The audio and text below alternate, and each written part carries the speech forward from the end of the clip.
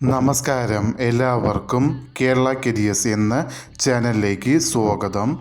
നമ്മൾ ഇന്ന് ഈ വീഡിയോയിലൂടെ നോക്കാനായി പോകുന്നത് Kerala state cooperative service examination board gazetted date 25/3/2025 publish ചെയ്ത നോട്ടിഫിക്കേഷനിലെ വിളിച്ചിരിക്കുന്ന തസ്തിക എന്ന് പറയുന്നത് സിസ്റ്റം അഡ്മിനിസ്ട്രേറ്റർ ഫോർ വിളിച്ചിരിക്കുന്നത് കോപ്പറേറ്റീവ് സർവീസ് സൊസൈറ്റീസ് അല്ലെങ്കിൽ ബാങ്ക് ഇൻ കേരളയിലുള്ള കോപ്പറേറ്റീവ് സർവീസ് സൊസൈറ്റി അല്ലെങ്കിൽ ബാങ്കിലേക്കാണ് നോട്ടിഫിക്കേഷൻ വിളിച്ചിരിക്കുന്നത്.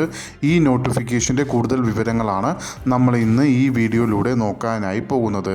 ഇതേപോലെ നിങ്ങൾക്ക് ഡെയിലി ജോബ് അപ്ഡേറ്റ് നിങ്ങൾക്ക് ലഭിക്കുന്നതിന് വേണ്ടി കേരള കരിയേഴ്സ് എന്ന ചാനൽ സബ്സ്ക്രൈബ് ആൻഡ് ഫോളോ ചെയ്യുക.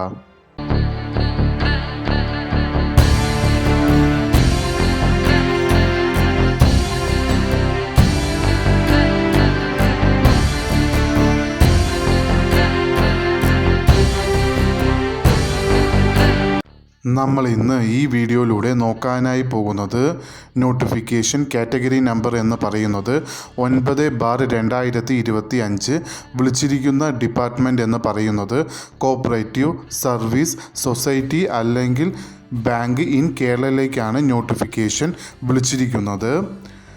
വിളിച്ചിരിക്കുന്ന തസ്തിക എന്ന് പറയുന്നത് സിസ്റ്റം അഡ്മിനിസ്ട്രേറ്റർ.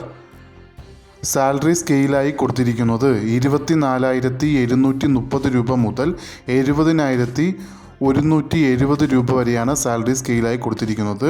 സാലറി സ്കെയിൽ എന്ന് പറയുന്നത് നിങ്ങൾ അപ്പോയിൻമെൻ്റ് ആവുന്ന സ്ഥാപനം അനുസരിച്ചായിരിക്കും നിങ്ങളുടെ സാലറി സ്കെയിൽ ഉണ്ടാവുന്നത്.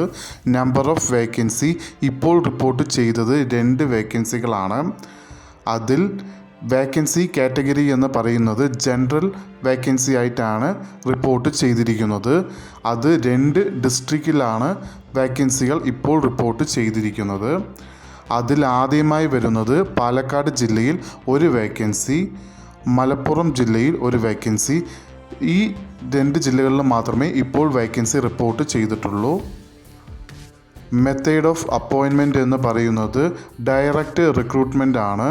നോട്ടിഫിക്കേഷൻ എന്ന് പറയുന്നത് സ്റ്റേറ്റ് വൈഡായി ആണ് വിളിച്ചിരിക്കുന്നത്. അതിൽ ഡയറക്റ്റ് ജനറൽ റിക്രൂട്ട്മെൻറ്റ് നോട്ടിഫിക്കേഷനിലാണ് ഇത് വരുന്നത്. ഏജ് ലിമിറ്റ് എന്ന് പറയുന്നത് 1/1/2025 എന്ന ഡേറ്റ് വെച്ചാണ് ഏജ് കണക്കാക്കുന്നത്. അതും 18 വയസ്സ് പൂർത്തിയായി 40 വയസ്സിനകത്ത് ഉള്ളവർക്ക് മാത്രമേ ഈ ആപ്ലിക്കേഷൻ അയക്കാനായി പറ്റുകയുള്ളൂ.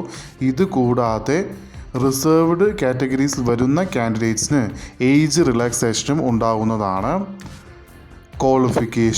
ക്വാളിഫിക്കേഷനിൽ ആദ്യത്തെ ക്വാളിഫിക്കേഷനായി കൊടുത്തിരിക്കുന്നത് നിങ്ങൾ MCA അല്ലെങ്കിൽ BTech പാസ്സായിരിക്കേണ്ടതാണ്.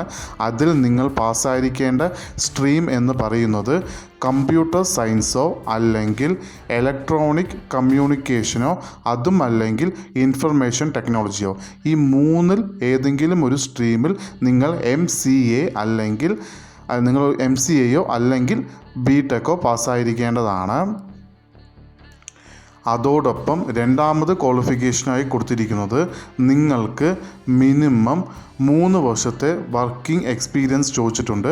അതും സിസ്റ്റം അഡ്മിനിസ്ട്രേറ്റർ ആയോ അല്ലെങ്കിൽ അതിന് ഈക്വലൻ്റ് പോസ്റ്റുമായോ ബന്ധപ്പെട്ട് ഏതെങ്കിലും ഒരു റെക്കഗ്നൈസ്ഡ് ഇൻസ്റ്റിറ്റ്യൂഷനിൽ നിന്നും മിനിമം 3 വർഷത്തെ വർക്ക് എക്സ്പീരിയൻസ് നിങ്ങൾക്ക് ഉണ്ടായിരിക്കേണ്ടതാണ്. ഈ 2 ക്വാളിഫിക്കേഷൻ ഉള്ളവർക്ക് ഈ ആപ്ലിക്കേഷൻ അയക്കാനായി പറ്റുകയുള്ളൂ. ആപ്ലിക്കേഷൻ അയക്കേണ്ടത് ഓൺലൈൻ വഴിയാണ്.